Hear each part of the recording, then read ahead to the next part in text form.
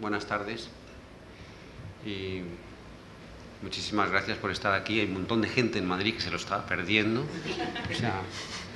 y se van a lamentar, estoy completamente seguro, porque nos vamos a encargar nosotros de difundir lo que va a pasar aquí esta tarde y se van a arrepentir muchísimo, ¿no?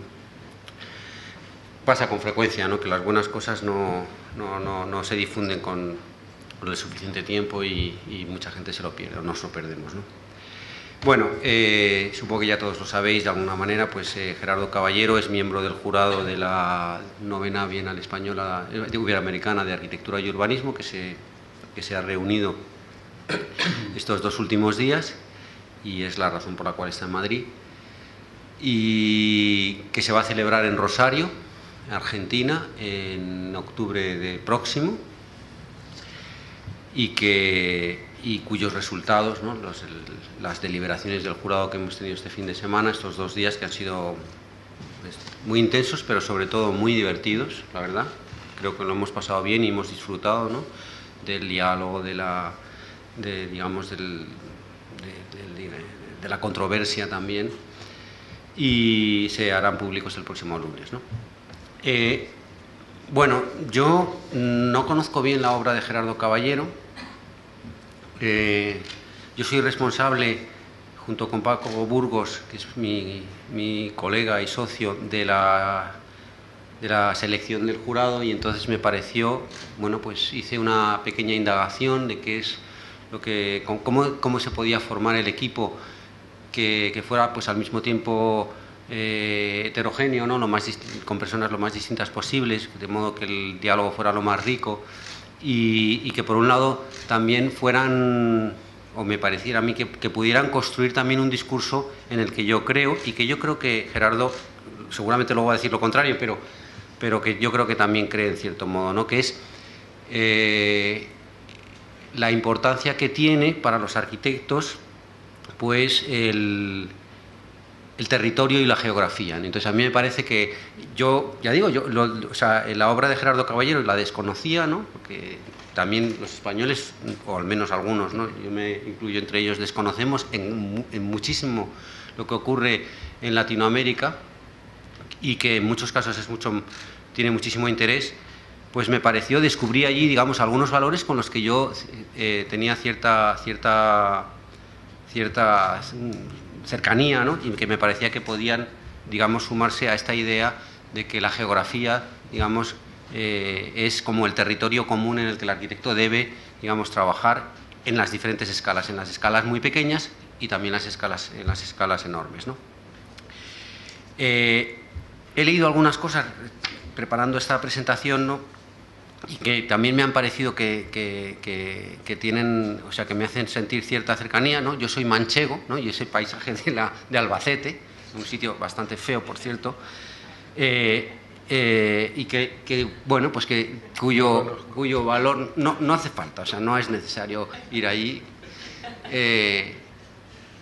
Bueno, el paisaje, sin embargo, es de una fortaleza extraordinaria, es decir, que es muy duro, hace mucho calor, hace mucho frío, es muy seco, y es muy soleado, digamos, el cielo es muy poco, varía muy poco, ¿no?, pues es siempre azul, ¿no?, pero la línea del horizonte tiene una presencia extraordinaria, y en ese sentido me parecía que algunas cosas que he leído, pues no, cómo colocarse en ese sitio, cómo establecer vínculos con lo que se ve desde los lugares o desde la sombra, o qué relación tiene con el cielo, ¿no? Me parece que es alguna reflexión que yo creo que Gerardo, pues, seguramente os va a contar.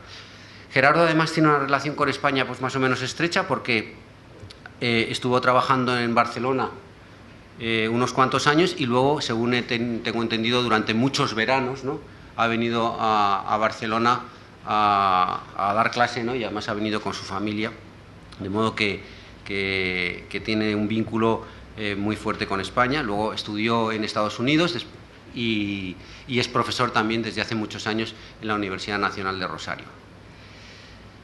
Y no mucho más. Bueno, pues muchísimas gracias por venir, y la verdad es que lo siento muchísimo por quienes no están aquí.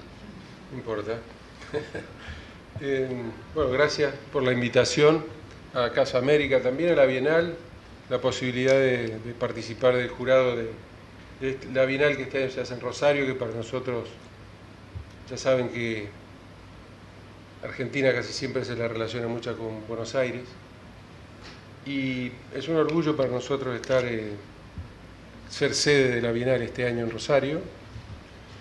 Hace 28 años que estuve acá en Madrid la última vez.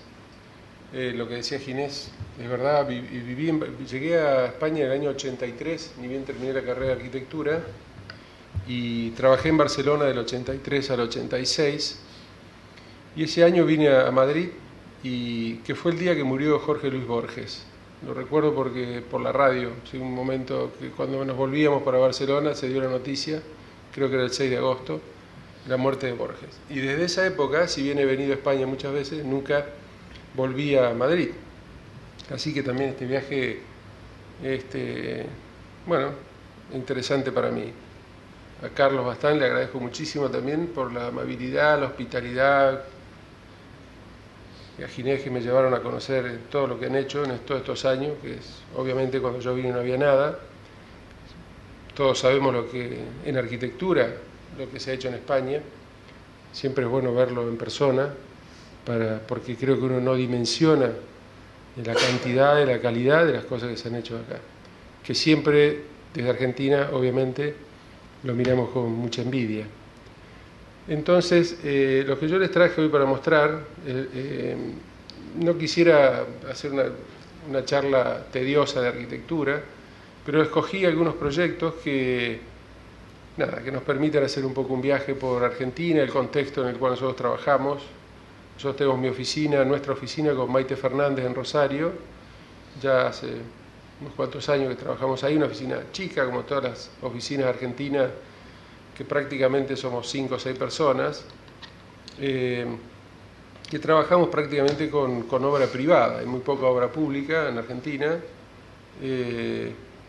muy pocos concursos, así que uno hace concursos a veces para ganarlos y no construirlos, otras veces para perderlos, y mientras tanto hay que vivir, y para vivir hay que trabajar, y para eso hay que conseguir clientes, y esos clientes son casi siempre los privados, que es un cliente más difícil porque en general, digo difícil en el sentido de que muchas veces hay una condición comercial detrás de los proyectos, entonces hay que responder demandas que son bastante concretas.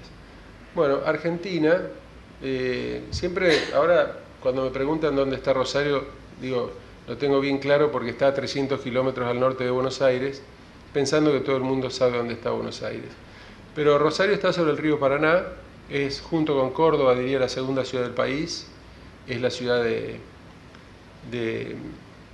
Messi, de Di María, un montón de gente importante que ha triunfado en este país, de Valdano, de Martino. Y el río de la Plata desemboca, el río Paraná, que en guaraní quiere decir como pariente del mar, desemboca en el río de la Plata, que es esta mancha marrón que se ve, Buenos Aires, que une Buenos Aires con Montevideo, que está enfrente. Este dibujo lo hace Le Corbusier cuando llega a América, cuando llega a Buenos Aires, en realidad viene de Montevideo, cuando visita Argentina el año 29, no es el dibujo más conocido de Le Corbusier, porque el más conocido es uno que se veía el perfil de los edificios que él ya imaginaba iba a tener Buenos Aires. Pero este sí me gustó, más que el otro, porque siempre dicen que el foráneo ve más que el lugareño. Aquel que ve algo por primera vez ve más que el que lo mira todos los días, pero no lo ve. Esta frescura de ver algo así le sorprende a Le Corbusier, y le sorprende el cielo argentino, la grandeza del cielo argentino. Y la grandeza que él marca con esta bóveda es producto de lo que también recién Ginés comentaba, de la planicie, de este inmenso territorio plano que hace que el cielo tenga una inmensidad infinita. ¿Qué es esto? Esto es lo que está. Esta es una foto de un artista, de un fotógrafo que se llama Gustavo Fritegotto, que lo único que hace es, bueno, lo único que hace no, es lo que mira todos los días, ¿no? Mira y fotografía esta pampa, este cielo inmenso, con las nubes, esta inmensidad que hay, que además no tiene profundidad, no tiene fuga, tiene profundidad pero no tiene punto de fuga. También todo esto puede ser ir a algo más abstracto como esto, donde está el cereal. La zona donde nosotros, de Rosario, la provincia de Santa Fe y Córdoba, es la zona más rica del país y últimamente se ha hecho muy famoso por la cantidad de soja que se siembra en este lugar, que es una zona que tiene muy buen suelo, muy buen régimen de lluvia y se puede sacar el cereal a partir del puerto que está en Rosario. Así que cuando mi atención puesta en Argentina es casi mirar a estas arquitecturas más insignificantes. No digo las grandes estancias de Argentina, que son estancias que están casi alrededor de Buenos Aires, sino las casas rurales, las casas de campo, que es el paisaje que yo recorro cuando viajo afuera de Rosario a ver alguna obra. Esto es lo que hay alrededor, ¿no? No hay montaña, no hay nada, bien aburrido. Entonces hay que ponerle un poco de entusiasmo a esto, porque si no se pone difícil, porque no hay mucho que hacer acá, ¿no? A veces mi hija dice, ¿a qué le sacás fotos, papá? Y yo siempre digo, bueno, seguro que si viviese en Venecia miraría otra cosa, ¿no es cierto?, en otro lugar, pero bueno, acá hay que mirar esto, que es lo que hay, y que hay que mirarlo con buenas ganas. Estos galpones, unas casas, unos molinos. Y este dibujo, después de haber estado 3 años acá en España, me fui a estudiar a Estados Unidos y estando acá empecé a acordarme del paisaje de Argentina, porque por la montaña empecé a tener como una nostalgia de la pampa, de esta cosa inmensa, que acá que no veía, y por eso digo que estando acá empecé a pensar en el paisaje de Argentina, al cual en ningún momento le presté atención cuando vivía en Argentina. Y cuando llego a Estados Unidos me vuelvo a encontrar un poco con algo que me era más familiar, que es esta grandeza de la planicie americana, un poco casi como volver a casa de alguna manera, por lo menos desde el punto de vista geográfico. Y hice este dibujo que es un recuerdo de estos galpones metálicos, que son unos parabólicos, de las casas. En general, ya lo van a ver, las casas de campo en Argentina son casas urbanas, que tenían como medianeras, con algunas ventanas, con una fachada, pero están puestas en el medio de la nada. Y el molino, ¿no?, que está siempre ahí. Así que todo comienza, si bien me gusta obviamente la arquitectura culta y sé lo que es la buena arquitectura, de los buenos arquitectos, empecé a mirar estas cosas que son bastante intrascendentes. Esta estructura parabólica que se construye, cualquiera la puede construir, que es muy barata, que espacialmente es muy interesante, cubre buenas luces. Bueno, empecé a mirar eso y el primer encargo que recibí cuando llegué a Argentina es construir un quincho que nosotros llamamos, que es un lugar secundario a una casa principal donde se hace obviamente el asado. Entonces habíamos hecho un edificio que es pero le habíamos hecho un techo plano, parecido al pabellón de Mies van der Rohe, el pabellón Barcelona, una versión muy mala obviamente del pabellón. Entonces en un momento de reflexión dijimos, bueno, parecía que no daba, ¿no?, el contexto, el propio programa, incluso hacer una versión así del pabellón, como intelectualmente muy poco interesante. Entonces optamos obviamente por hacer un galpón de este tipo, parabólico, que obviamente después cuando se construyó, yo me arrepentí porque el otro era más lindo, si se quiere, ¿no?, fotográficamente era más interesante. Pero después con el tiempo me di cuenta que este era mejor porque, bueno, ya tiene una cosa más. Es un edificio que tiene casi 30 años también. Y cuando uno empieza la carrera te encargan estas cosas, la casa ya estaba hecha, ¿no?, te encargan lo que está detrás. Y me acuerdo que en una Bienal de Arquitectura lo presentamos como una casa. Y no se aceptó como casa, porque dice, esto no es una casa, ¿no? Pero nosotros le agrandamos un poco el programa, le habíamos puesto un dormitorio, ahí adentro tiene una cocinita, en fin. No tiene chimenea, ahí donde se ve la parrilla, tiene una parrilla de 3 metros, casi se puede cocinar una vaca completa. No tiene chimenea y tampoco tiene un tanque de agua para no arruinar el perfil del edificio. Y después, sacando la foto, me di cuenta que el tanque de agua del vecino está arriba del techo. Es decir, cuando uno hace algo, siempre esto entra en relación con otras cosas y ahí aparecen situaciones imprevisibles en lo que uno hace. Y no es tanto el objeto singular, sino la relación, lo que el objeto construye con las cosas que tiene alrededor.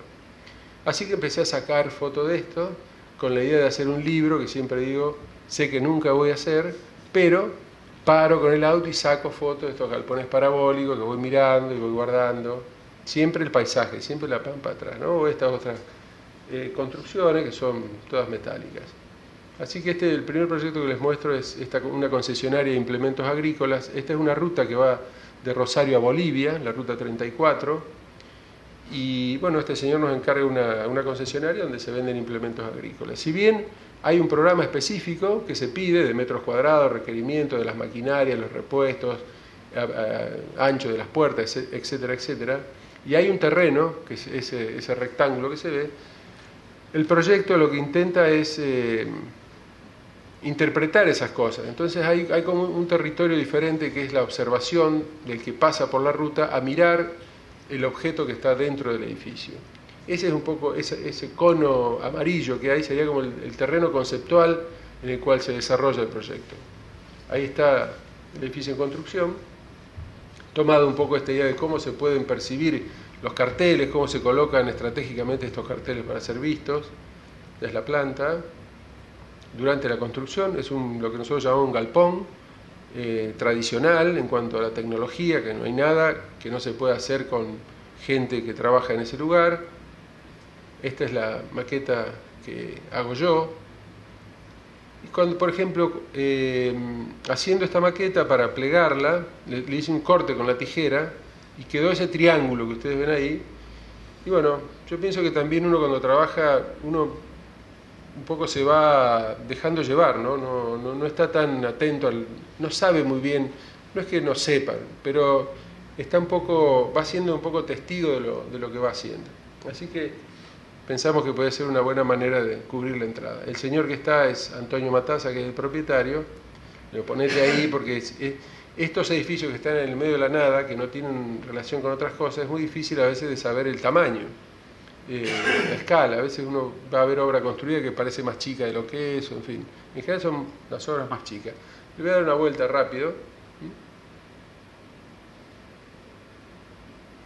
Por ejemplo, la gente que hizo los hilos que están ahí enfrente son los mismos que hacen estos galpones. La misma tecnología, los mismos materiales, acá no hay nada.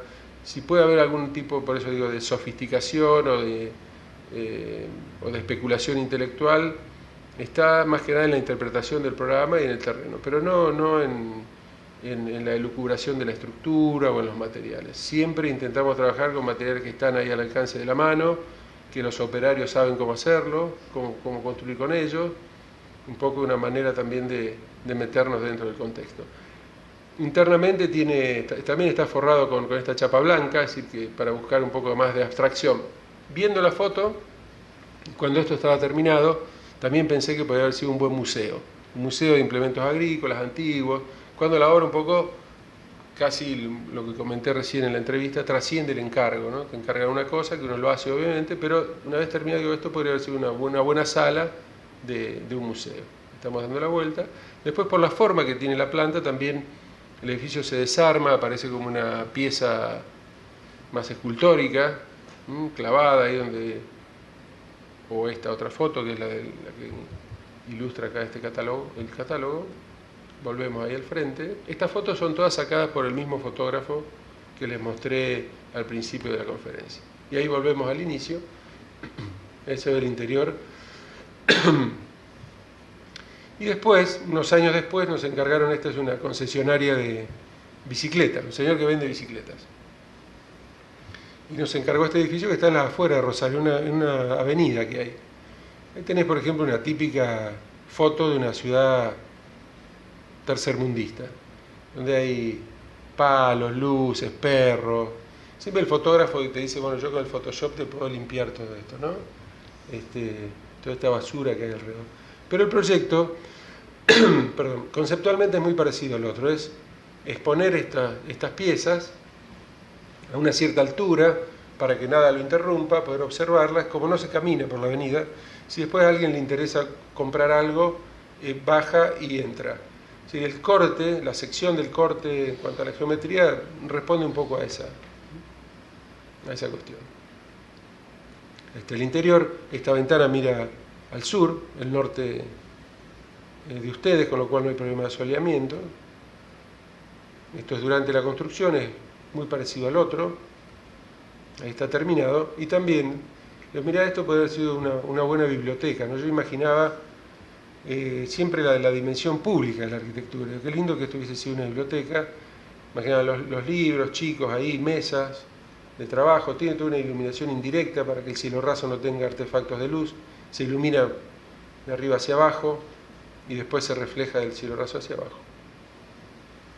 La misma gente que construyó el otro edificio hizo este. Pero el dueño, siempre hablaba del showroom. El showroom, ¿cómo va el showroom? Y a mí por ahí se me escapaba y digo, el galpón está quedando bárbaro, ¿no? Y entonces por ahí me dicen, no, ¿cómo el galpón? No, el showroom. Galpón es mala palabra. Y bueno, son cosas que se van pareciendo un poco a esto, sin querer, ¿no? No hay una relación, no es que se quiera parecer ni nada.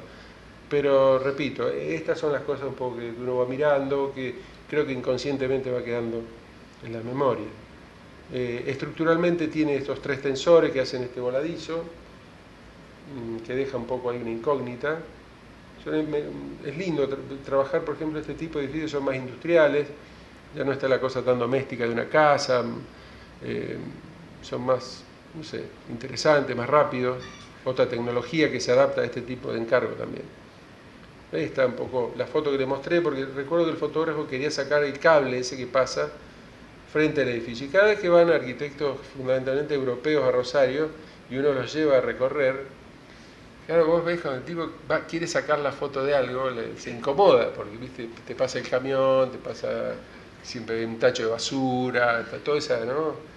No, por ejemplo, son las publicaciones europeas donde todo está maravilloso y bueno. Este es el pueblo donde yo nací, a 60 kilómetros de Rosario. Ahí se ve también el horizonte, el tren, sistema ferroviario inglés, argentino, traído a Argentina, que va hacia el puerto de Rosario. Cómo eran las casas, que si se fijan era una especie de ensanche catalán, unas casas una al lado de la otra formando un bloque compacto. Es una casa muy urbana, pero por la parte de atrás muy doméstica. La parte posterior de la casa está la galería, la gallina, se le cuelga la ropa, se hace la huerta. Casi que la casa tiene esta fachada muy estricta, muy severa, con una puerta, 2 ventanas, pero el mundo interior, más que íntimo de la casa, pasa hacia el interior. Muy parecido, bueno, obviamente a la manzana española. La casa de la esquina, por ejemplo, que tiene esa pequeña ochava también, chaflán, que se llaman acá. Pero hoy la gente en Argentina apareció, hoy no, a partir de los años 90, estos nuevos lugares que son se llaman barrios cerrados, que están fuera de la ciudad, y la gente se va a vivir a estos lugares que acá ya no hay vereda, no hay acera, no hay calle, no hay prácticamente vecino, no hay idea de vivir en conjunto, son casas individuales que están puestas en terrenos. Entonces, el hermano de Maite se compra un terreno acá. Y como, claro, tenía otra alternativa que encargarle la casa a la hermana. Y bueno, a nosotros. Y nosotros obviamente no le podíamos cobrar honorario. Y bueno, este lote lo compró un desarrollador que ese lago que está ahí, de ahí se sacó la tierra para hacer la infraestructura. Esta es la ruta que va de Rosario a Córdoba. Y después este señor rectificó ese lago, lo hizo un poco más grande y en un terreno que no tenía valor, le sacó comercialmente un valor paisajístico y hizo este desarrollo. Entonces, el hermano de Maite nos dice que él compró un terreno en esquina. Y yo le digo, irónicamente, ahí no hay esquina. No, la esquina como concepto es otra cosa, ¿no es cierto? Ahí puede haber 2 calles que se cruzan, pero esquina no. Bueno, vamos a hacer una casa. Hicimos esta casa, que es una casa de 3 dormitorios, con un programa muy sencillo también, en esquina. Pero acá hay una diferencia, porque en estos lugares no se entra por la esquina, digamos, acá se llega en coche. Entonces hay que entrar por el lado de la cochera, una casa cerrada al sur, abierta al norte, es un poco el dibujo, tiene una ventana grande y está la casa construida. Una vez que terminamos la casa, esta casa ganó un premio el año pasado, unas personas que viven ahí en el barrio nos dijeron, si ustedes son los arquitectos que hicieron la casa rara. No, la verdad que queríamos hacer una casa un poco argentina, que sea de ladrillo, baja, ¿no? Agarrada al paisaje, porque acá hay de todo, no hay casas italianas, hay españolas, mediterráneas, hay de todo, ¿no? Casas raras hay bastantes acá. Bueno, lo cierto es que obviamente esto fue debut y despedida porque nunca nadie nos encargó ninguna otra casa en este lugar, así que la casa evidentemente no gustó. La casa está tomada de esto. Esto, por ejemplo, es un pueblo que se llama Nuevo Torino, se llama este pueblo. Nuevo Torino. Y está, bueno, yendo a Rosario, a Rafaela, que estamos haciendo otro trabajo, pero aparecen estas casas que son como fragmentos. Las primeras casas que se construían en La Pampa eran así, se marcaba un poco la cuestión urbana. Esta es una casa que tenía 4 o 5 años, recién terminada, todavía no estaban los árboles y todo eso. Sí, les muestro básicamente. Muy pocos detalles, el interior, la ventana para ver el cielo argentino. Pasamos a la parte posterior, ahí está la casa, tiene un techo a 2 aguas, pero en vez de venir como debería ir, va para el otro lado, para hacerla un poco, elongarla un poco más a la casa, estilizarla aún un poco más. Se recoge el agua en las 2 puntas, ahí está la casa un poco construida ahora, con las casas vecinas, también tomada de alguna de estas casas que están en el campo. Acá estamos desde la casa del vecino mirando hacia Rosario. Lo que está al final de todo esto es Rosario, a 20 kilómetros de Rosario. Así que venimos de allá hasta Rosario. Y así era Rosario, casi de 1870. Esto es una pintura que muestra la actividad que había en la ciudad como una maquinaria, casi entre el campo, la riqueza del campo y el puerto de Rosario, donde se saca el cereal. También en esa época en Rosario había barcos de turismo, se podía venir a Europa en barco. Así que la ciudad tiene una actividad muy, muy intensa contra el río. Es más, el éxito del puerto de Rosario era debido a la barranca. La barranca tenía casi 20 metros de altura, con lo cual los barcos se podían cargar directamente por gravedad. No se necesitaban artefactos raros. Con unos tubos se cargaban los barcos y esto lo hacía bastante económico y rápido el puerto. Así la ciudad un poco se va armando a partir, creo yo, de esta situación de la relación que tiene el territorio, la Pampa, con el río Paraná. Así está la ciudad ahora. Este es el Centro Cultural Parque de España, es una de las obras más grandes que tiene el gobierno español cultural en Latinoamérica.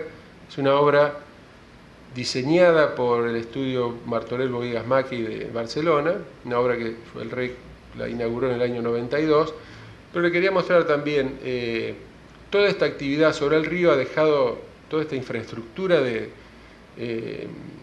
maderas, de pedazos de, en fin, vías, silos. Hay una cantidad de cosas derivadas de aquella actividad anterior que tenía la ciudad, que hoy ya no lo tiene. La ciudad recuperó todo el frente como parque público y hay algunas cosas que han quedado. Así está Rosario hoy día.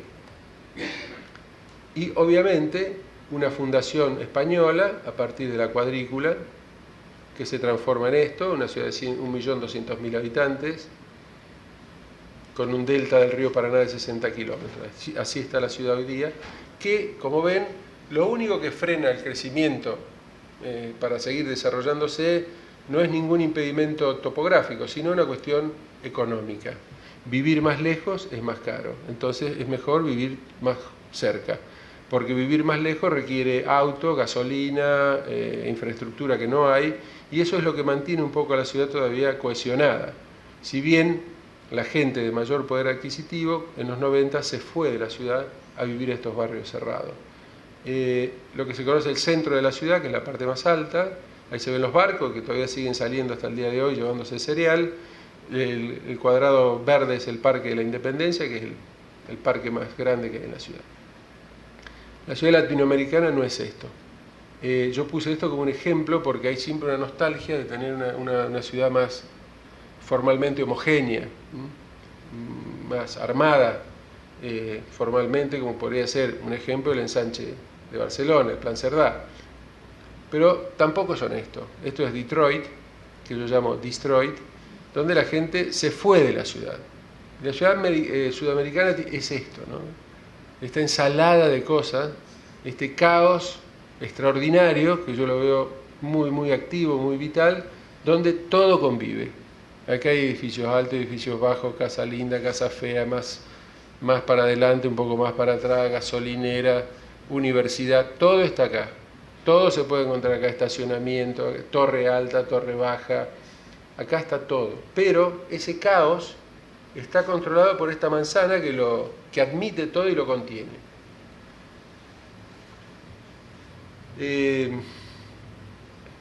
pasa?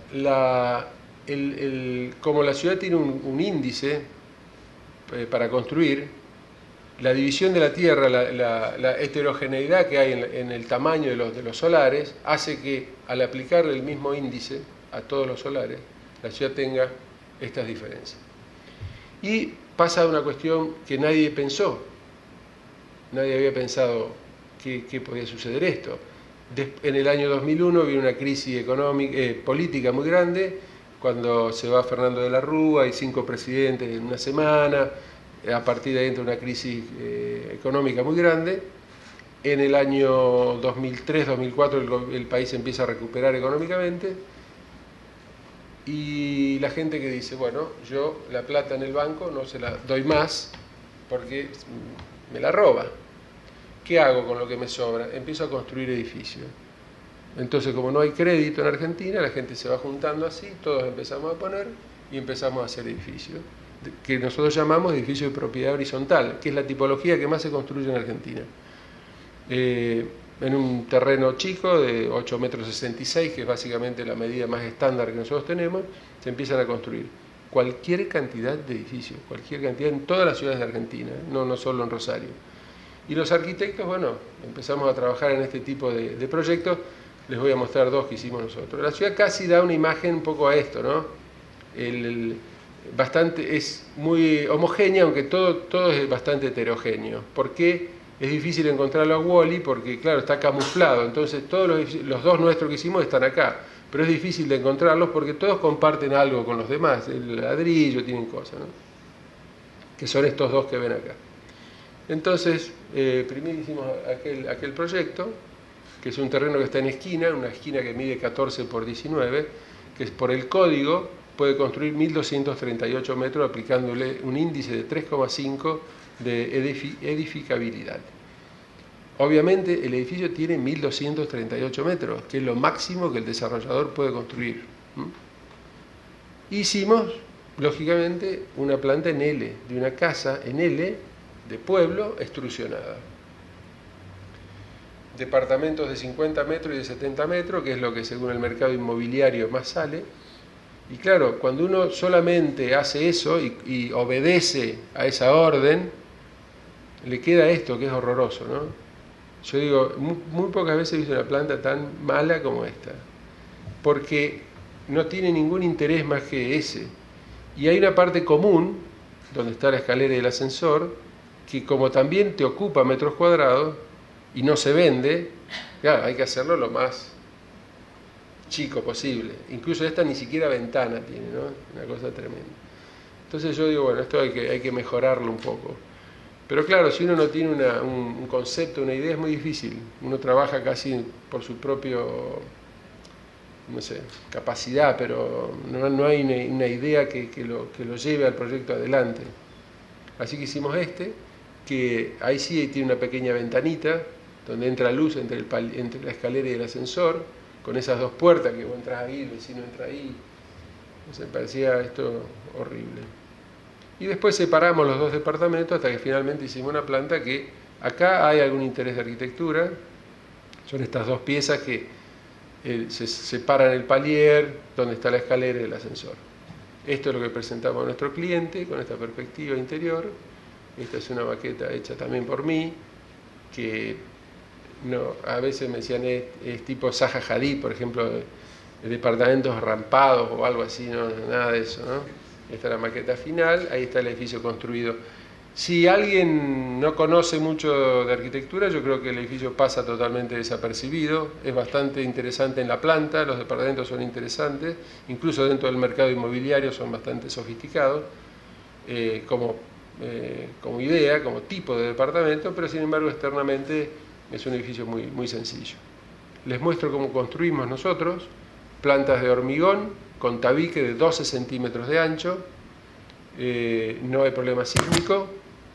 Después forramos esto con pared de lo que llamamos ladrillo común, por fuera y por dentro, Y después hacemos las divisiones interiores, que hay unos departamentos que son así, pueden ser así o así, piso de madera. Ahí está cómo se construye, metemos toda la infraestructura por adentro.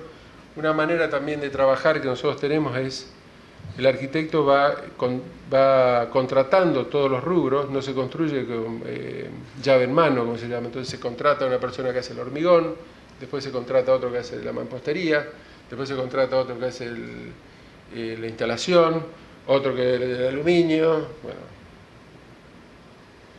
una tortura. Pero te ahorrás, vos no te ahorrás, se ahorra el cliente el 30% más o menos, que es lo que se le sobrecarga, y vos podés cobrar por eso un poco más de honorario. Esto requiere prácticamente estar en la obra todos los días. Este edificio está a 5 cuadras de donde nosotros tenemos el despacho, y nada, tenés que estar ahí. Entonces la documentación de dibujos y técnica en este tipo de edificios no es tanto, es más que nada estar ahí atento. Tiene de bueno que uno puede cambiar cosas, es muy flexible, porque uno va por ahí, no sabes bien cómo hacerlo y tenés tiempo mientras lo vas haciendo. Esto también por muchos arquitectos se ve como algo malo, yo no lo veo malo, digamos, es otra manera de trabajar, hay que adaptarse a esto. Ahí está durante la construcción, bueno, y ahí está terminado. Así que les muestro rápidamente. No tiene terminación, no tiene pintura, no tiene nada. Se termina el hormigón, quedó el cielo raso. Se terminan las mamposterías, quedaron las paredes, después se coloca el piso y las ventanas. Y ahí está el departamento terminado.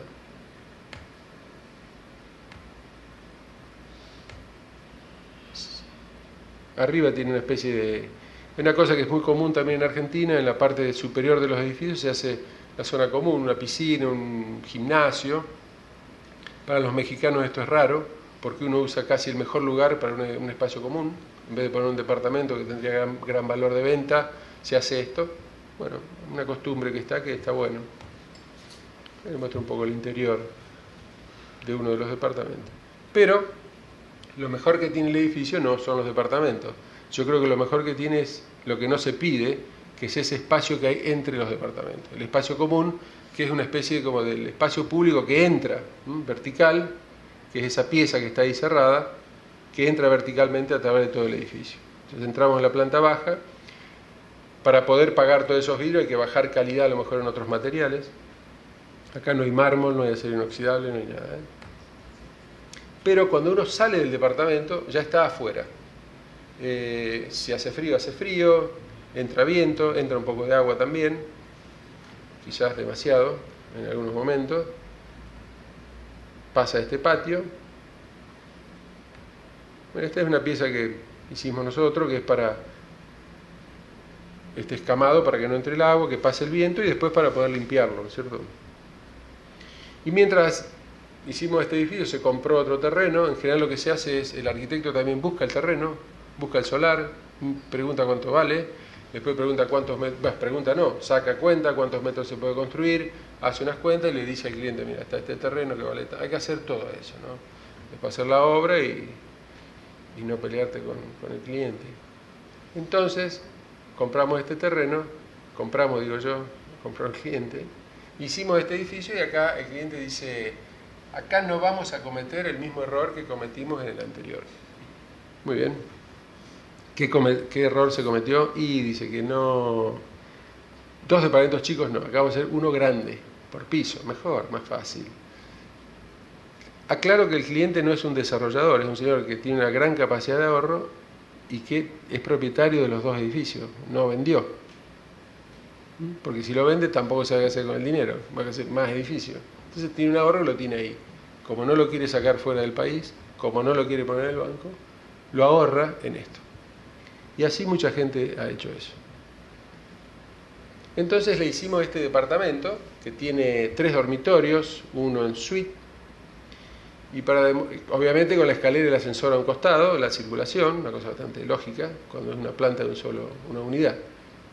Y después le dijimos que esto se podría convertir en uno de 2 dormitorios, con este living comedor pasante, o ya algo más sofisticado, de un dormitorio, o ya tipo New York, penthouse, con baño, piano, cocina incorporada, no sé, algo así medio chic. no sé, un poco para impresionarlo al cliente y otro poco para ver las posibilidades que tiene la planta única. Y cuando estábamos por acá, ya el edificio un poco en marcha, como con el otro edificio le había ido bien, dice, no, acá vamos a hacer 2 departamentos también. Pero claro, teníamos como teníamos la escalera y el ascensor al costado, estaba complicado. Y entonces dije, bueno, podemos partir la planta en 2, tener un edificio, un departamento en la parte de atrás y un departamento en la parte de delante. Pero como la parte de delante es la que mira al río, obviamente quería que los 2 departamentos miraran al río. Entonces hicimos esta pieza, que hay un departamento que se entra para atrás y después pasa por acá abajo y sale y tiene el dormitorio acá adelante y el otro es aquel. Algo totalmente inesperado. Así que de esta planta hicimos baño para uno, baño para otro, cocina para uno, cocina para otro. Y así resolví una planta que en ningún momento jamás se nos hubiese ocurrido. Y además tiene por delante las partes de escalderas, bueno, para no romper las losas. Y al final, como la hija iba a vivir también ahí, le tuvimos que hacer un departamento de un solo departamento para su hija. Así está esta obra terminada. Ahí a través de la ventana ven el otro edificio que les mostré anteriormente.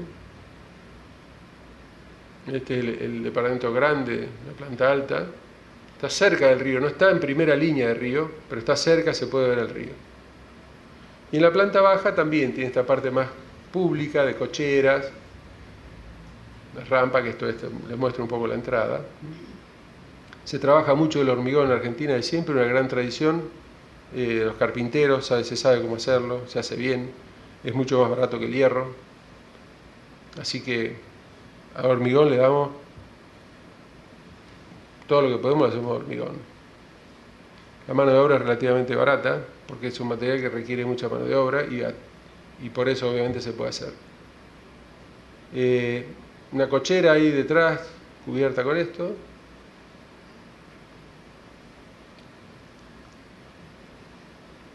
Este es un pequeño lugar que hay para el cuidador. Y cuando hicimos el edificio también, cuando se estaba un poco avanzada la obra, el municipio cambió la normativa.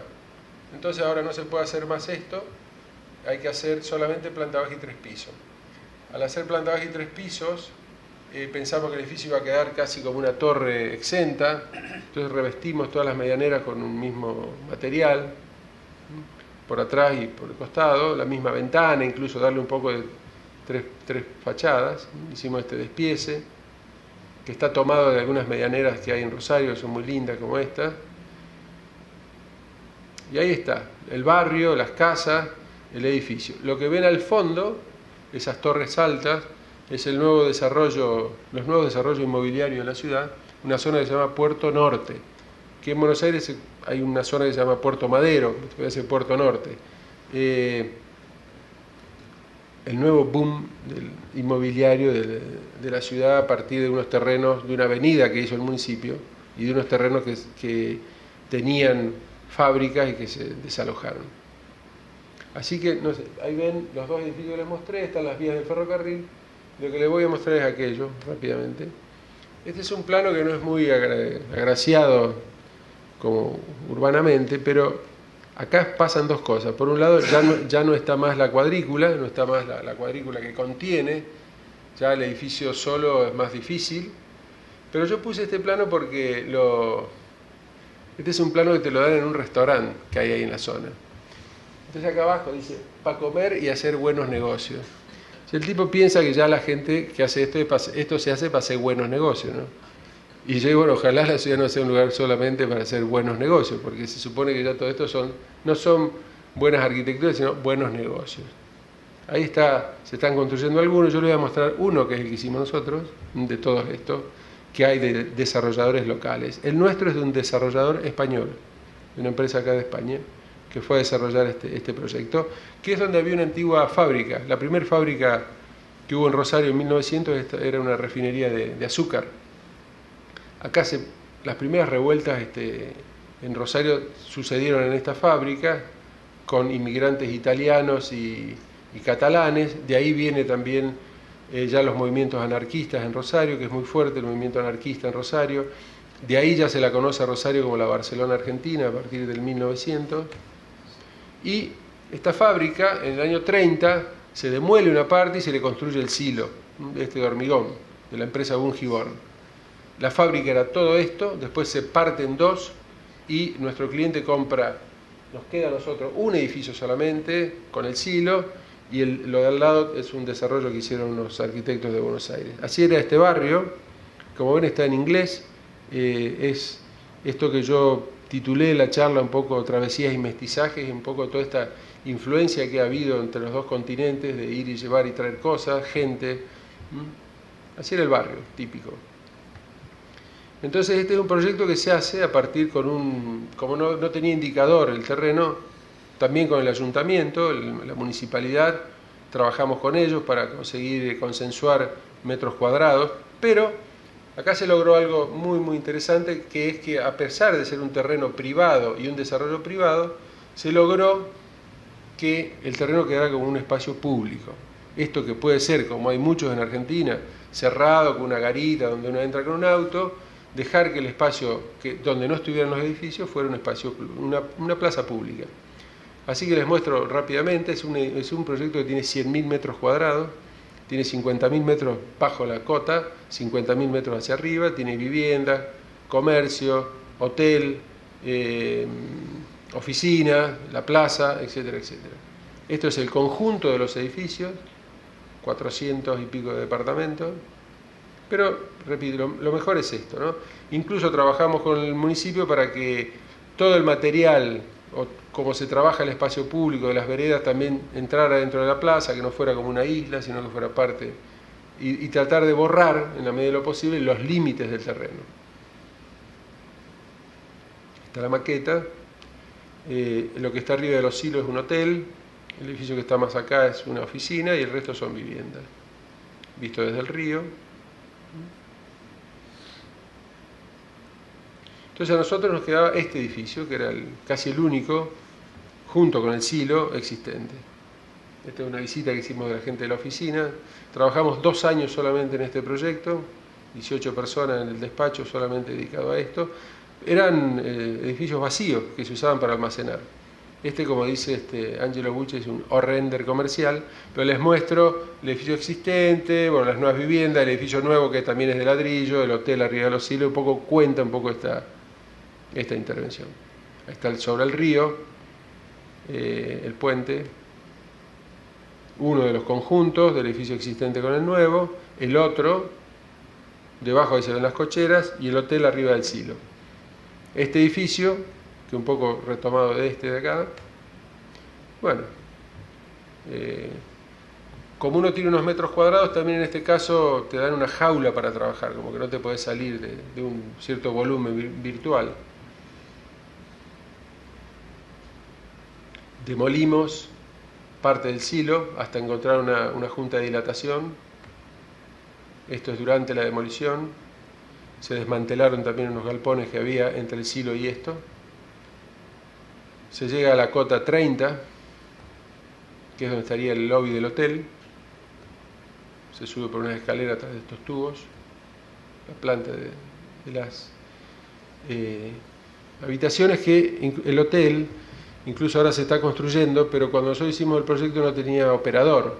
Hicimos el proyecto, después esto salió a un operador, así que el hotel está construido, es una versión bastante mala de esto, o de menor calidad. La idea un poco, en general en Argentina cuando se reciclan, no sé acá, este tipo de silos, los hoteles, que son en general para hoteles o viviendas, la mayoría para hoteles, se colocan dentro de los silos. Pero eso tiene un problema, que primero hay que abrirle ventanas a los silos y después constructivamente es bastante complicado. Entonces estuvimos hablando un poco sobre algunas cuestiones, pensar por qué no ponerlo directamente arriba, que es mucho más fácil de hacer, no hay que romper el silo, se puede hacer la fachada que uno quiera, no queda el edificio incluso tan distorsionado, ¿no? Acá por lo menos el silo queda completo. Y bueno, y este es uno que está ahí yendo de este desarrollo a nuestra oficina. Un poco vino la idea de por qué no lo ponemos arriba en vez de ponerlo adentro y quedaría como este. Este es mucho más lindo que el nuestro porque no tiene ningún interés en ser lindo, ¿no? Entonces queda mejor.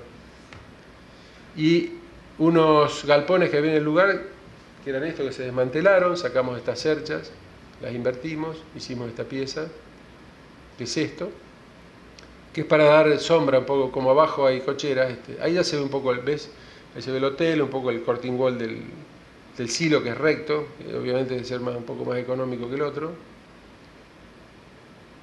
La codicia y el dinero y la arquitectura no se llevan bien. Esta es la plaza, como está ahora, que es lo más, creo también, así como comenté del edificio, lo más interesante. Esta es una visita que hicimos hace poco con estudiantes de Estados Unidos que fueron a la ciudad. Todo el conjunto.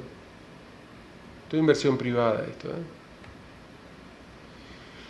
Bueno, ahora está más avanzado. Hay un edificio ya ahí al costado que no estaba, que ahora está, que vuelve a armar la plaza. Ahí está, la ciudad como era, la parte original sobre la manzana y la parte nueva de este barrio que se llama Puerto Norte. Estamos ahí por el medio, ya esto es el final de la ciudad, el puente que va hacia la otra provincia, la mitad del río divide nuestra provincia de Santa Fe de la otra que se llama Entre Ríos. Y les muestro acá un proyecto, que es esa pieza que ven ahí abajo, que yo trabajé con el equipo de la municipalidad 2 años en la Secretaría de Planeamiento, que es un poco como se hace la obra pública en Argentina, que es desde la administración, los equipos técnicos de la administración. Hicimos esa pieza que es un paseo que conecta la salida de las lanchas que van hacia el río, una pieza de hormigón al lado de la barranca, que ha tenido mucho éxito con la gente urbanamente. Es esto que está construido hoy. Y un poco también lo hicimos porque había unos proyectos de algunas guarderías náuticas que se iban a insertar en ese lugar para poder guardar botes y salir hacia la isla. Entonces, poniendo esto enfrente, se evitó cualquier tipo de posibilidad de que ese tipo de emprendimientos pudieran suceder. El río fluctúa a una cota máxima de 6,50, que es la cota máxima que tenemos en Rosario, así que estamos a 6,50 sobre el nivel del mar, en esta foto puede estar en 2 metros. Esa es lo que fluctúa. Obviamente cuando hay más agua esto se ve mucho mejor porque no le aparecen las columnas. Distintas fotos en distintos momentos. Así está hoy día. Es un lindo lugar para ir a ver, nuevo porque no existía, en general en las ciudades se remodelan cosas que están, pero esto aportó un lugar nuevo que incluso conecta una parte de la playa, porque tenemos una playa también en la ciudad, que se llama La Florida. Bueno, les muestro un poco alguna foto. Toda la obra bastante tosca, digamos, en cuanto a detalles.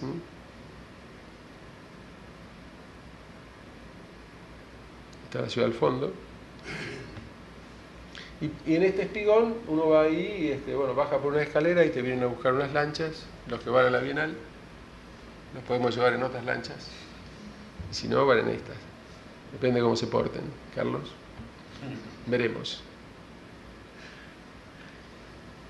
Y en la otra parte de la ciudad está la ciudad universitaria.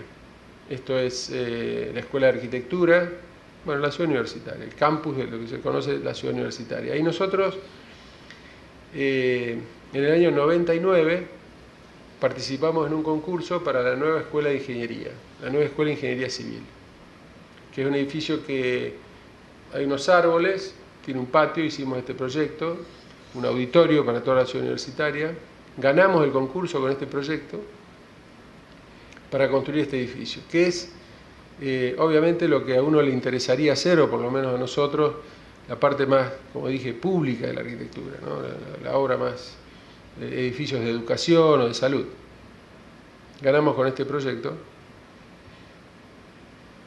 que tiene laboratorios, aulas, en fin. Con este dibujo que también un poco se ve como el edificio retoma algunos temas de la ciudad universitaria, el tema de los peines, las alturas, el ancho, incorporarlo al sistema. La crisis, qué sé yo, todo esto que pasó, en el año, 6 años después, en el 2005, nos llaman para desarrollar el proyecto. La cosa había mejorado, desarrollar el proyecto técnicamente, que lo único que se modificó básicamente es estos pliegues del hormigón de los laboratorios que antes eran rectos y pasaron a ser inclinados, que son estos que están ahí arriba, que se adapta más al edificio que está al lado, que tiene aquel techo, y establecer también algún tipo de relación con ese edificio. terminamos todo el ejecutivo de la obra, el legajo que llamamos nosotros, nueva maqueta, nueva planta, y 6 años después nos dicen que la obra se va a empezar a construir. Pero una parte, lo que está en amarillo, fase 1, que es muy también argentino, ¿no? Hacen todo así grandilocuente, pero después no tenemos dinero, vamos a hacer una parte. O sea, es como si uno va a comprar zapato, camisa, todo, porque dicen, no, llévate el cinturón, después ya vamos a volver, ¿no? Es tremendo, ¿no? Pero bueno, pero este por ejemplo es el primer concurso que nosotros construimos, ganamos unos cuantos, pero lo muestro así como una manera irónica de ver cómo la obra pública se va haciendo, ¿no? Así que claro, el edificio quedó un poco mutilado, pero empezó la construcción, las partes de atrás, y el año pasado se terminó la obra. Así que, o esta parte por lo menos, les muestro algunas fotos de cómo quedó el edificio terminado, que está frente a la Escuela de Arquitectura. También todo hormigón, losas postesadas del interior, son una sola planta, planta baja y planta alta.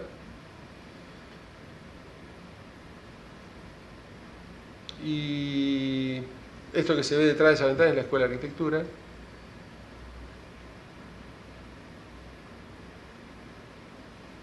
Claro, entre los 12 años que pasaron entre que hicimos el proyecto y se construyó la obra, esto que nosotros llamamos palos borrachos de esta planta, habían crecido bastante, entonces tuvimos que cortarlos porque un poco porque el edificio no entraba. Y estos son los laboratorios. Y como este año es la Bienal de Rosario, se llamó a un concurso para el logotipo, la marca de la Bienal. Así que nosotros participamos también y volvimos a esta idea de pensar en esta relación que hay entre Europa, o por lo menos entre España y Portugal y América Latina, en estos viajes que se han hecho, no solo Colón y Magallanes, uno piensa en viajes los que he hecho yo también, o mucha gente, de ir y venir a estudiar, llevar y traer cosas, y estas travesías que se hacen, que van haciendo, por lo menos para el lado nuestro, que han hecho un mestizaje de nuestra cultura, y que en general le han dotado de lo que es hoy, de la identidad que tiene. Así que presentamos este logo, o este dibujo, y le habíamos puesto obviamente a la Bienal Travesías y Mestizaje, la 9ª BIAO en el 2014, Rosario, Argentina. Pero claro, como queríamos incluso hacerla más rosarina al dibujo, usamos esta tipografía, que es de un artista rosarino muy famoso que falleció, que se llama Roberto Fontana Rosa, que es muy conocido en Argentina, que uno de sus grandes personajes es Inodoro Pereira. Y Inodoro Pereira es un gaucho que circula por la Pampa, por esta que les mostré al principio y volviendo al comienzo de la charla, va a esta patria que es demasiado grande, ¿no? Entonces anda con el caballo y el perro de acá para allá y no hay nada. Entonces esta tipografía de Fontana Rosa, que después cuando él falleció se normalizó y se puede bajar a internet, es la que nosotros usamos para el logo. Y bueno, quería terminar con esto, con la idea del gaucho que camina por esta grandeza sin saber a dónde va, desesperado, sin freno, como también una cuestión de recorrer el territorio. Nada más. Muchas gracias.